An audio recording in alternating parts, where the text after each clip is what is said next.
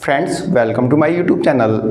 Friends पिछले 10-12 सालों से डीडीए लगातार लॉस में चल रहा था, क्योंकि डीडीए ने बहुत सारे फ्लैट्स नरेला में बना दिए थे, लेकिन वह नरेला के फ्लैट्स डीडीए के बिक ही नहीं पा रहे थे। इसलिए डीडीए लगातार पिछले 10-12 सालों से लॉस में चल रहा था। लेकिन पिछले 2 सालों से डीडीए लगातार प्रॉफिट में चल रहा है।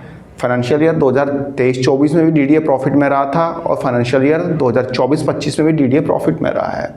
फाइनेंशियल ईयर 2024-25 की बात करें तो डीडीए का टोटल सरप्लस रहा है 372 करोड़, यानी कि डीडीए ने जितना पैसा कमाया और जितना खर्च किया उन दोनों का डिफरेंस रहा 372 करोड़, यानी कि डीडीए 372 करोड़ सरप्लस में रहा। फ्रेंड्स फाइनेंशियल ईयर 2024-2025 में डीडीए ने टोटल 8,500 फ्लैट्स बेचे और 8,500 फ्लैट्स बेच के डीडीए ने 3,100 करोड़ के आसपास टोटल रेवेन्यू जनरेट किया। फ्रेंड्स नरेला के लिए मेट्रो का अप्रूवल, नरेला को एक एजुकेशनल हब के रूप में डेवलप करना और इसके अलावा डीडीए ने अपनी टर्म्स एंड कंडीशन में भी कुछ चेंजेस किए थे। इसके अलावा फ्लैट्स का ई ऑक्शन, फ्लैट्स पे एक भारी भरकम डिस्काउंट, इन सभी वजहों के वजह से डीडीए ने एक अच्छा खासा रेवेन्यू अर्न किया 2024-2025 में। तो फ्रेंड्स जब रेवेन्यू आएगा तो एक्सपेंस तो करना ही पड़ेगा।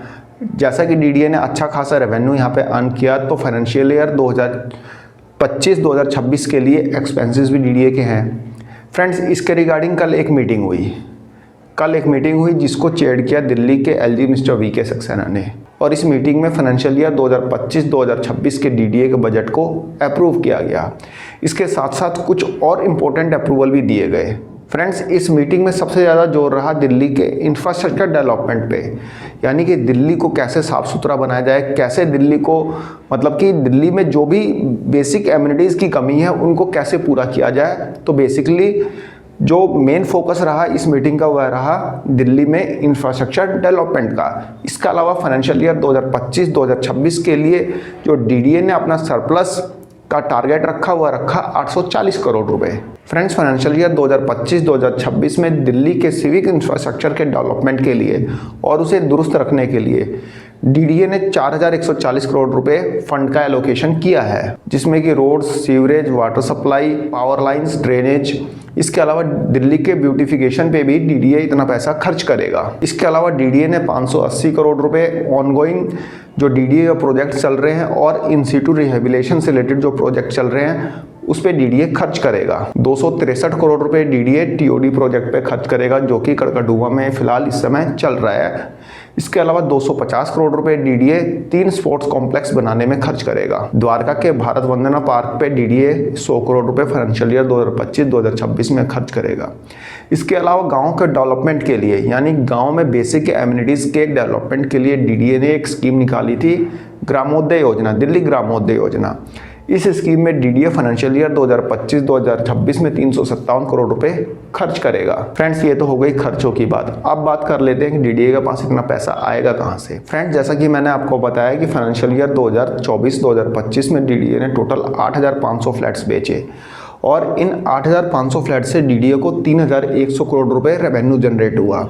लेकिन डीडीए का यहाँ पे टारगेट है, मतलब कि फाइनेंशियल ईयर 2025-2026 में टारगेट है कि टोटल रेवेन्यू 4,000 करोड़ रुपए का किया जाए। मतलब डीडीए ने ये टारगेट फिक्स किया है फाइनेंशियल ईयर 2025-26 में फ्लैट्स के सेल से, और 4,000 करोड़ रुपए का रेवेन्यू तभी जनरेट होगा जब डीडीए के फ्लैट्स बिके, और डीडीए के फ्लैट्स तभी बिकेंगे जब डीडीए की स्कीम्स आएंगी।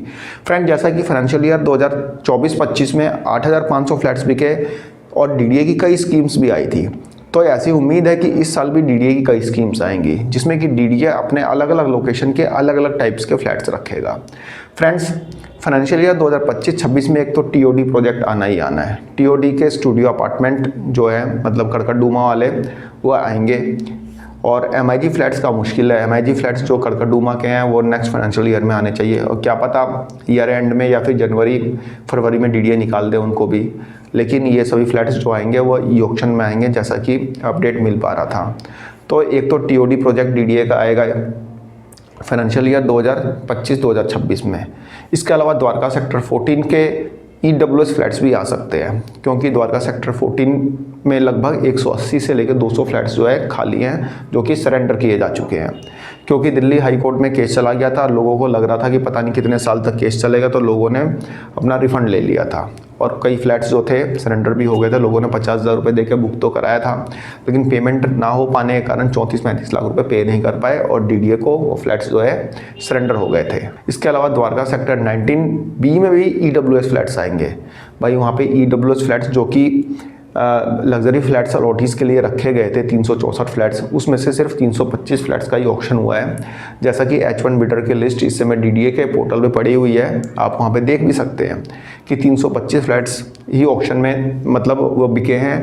H1 बिडर्स जो हैं 325 हैं। इसका मतलब यही हुआ कि 39 फ्लैट्स अभी खाली हैं। तो द्वारका सेक्टर 19B के भी EWS फ्लैट्स डीडीए अपनी नेक्स्ट स्कीम में शामिल कर सकता है। लेकिन जो द्वारका के फ्लैट्स होंगे वो डीडीए पुराने रेट्स पे नहीं करेगा, उसमें 101% डीडीए इंक्रीमेंट करेगा ही करेगा। इसके अलावा कुछ फ्लैट्स जो हैं आपके बंगलापुरी में भी हैं, वह भी डीडीए अपनी नेक्स्ट आने वाली स्कीम्स में रख सकता है। इसके अलावा नरेला के फ्लैट्स तो रहेंगे ही रहेंगे। नरेला के LIG flats sector G7, G8 के LIG फ्लैट्स बहुत सारे खाली हैं। डीडीए अपनी नेक्स्ट स्कीम्स में इन फ्लैट्स को शामिल करेगा ही करेगा। इसके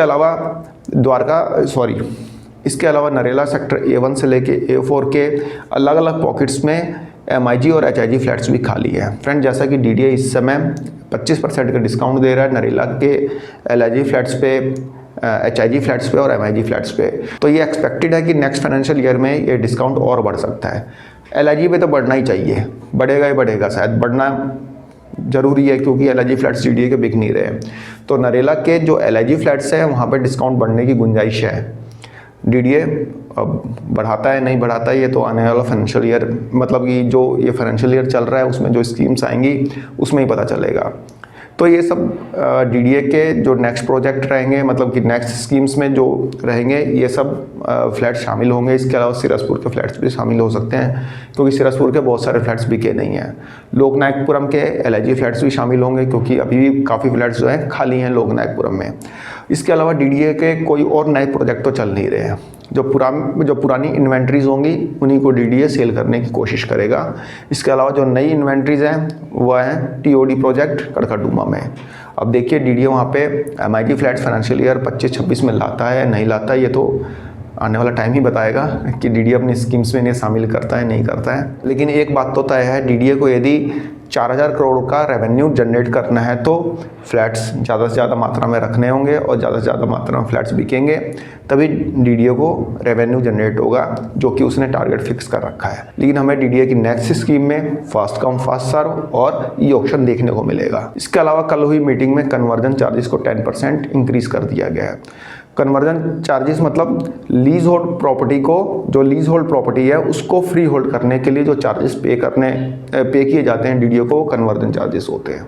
तो इसमें 10% का इंक्रीमेंट हुआ है, लेकिन जो इंक्रीमेंट हुआ है वह कॉमर्शियल प्रॉपर्टी और इंडस्ट्रियल प्रॉपर्टी पे हुआ है। मतलब कि यदि आपका इंडस्ट्रियल मतलब प्रॉपर्टी है कोई या फिर कॉमर्शियल प्रॉपर्टी है, यदि आप उसको लीज होल्ड से फ्री होल्ड कराना चाहते हैं तो वहाँ पे आपको 10% एक्स्ट्रा कन्वर्जन चार्जेस पे करना होगा। तो फ्रेंड्स, ये सब कुछ डिसीजन थे, कुछ अप्रूवल्स थे जो कि मैंने आपके साथ शेयर किए। आशा करता हूँ वीडियो पसंद आई होगी। धन्यवाद, नमस्कार।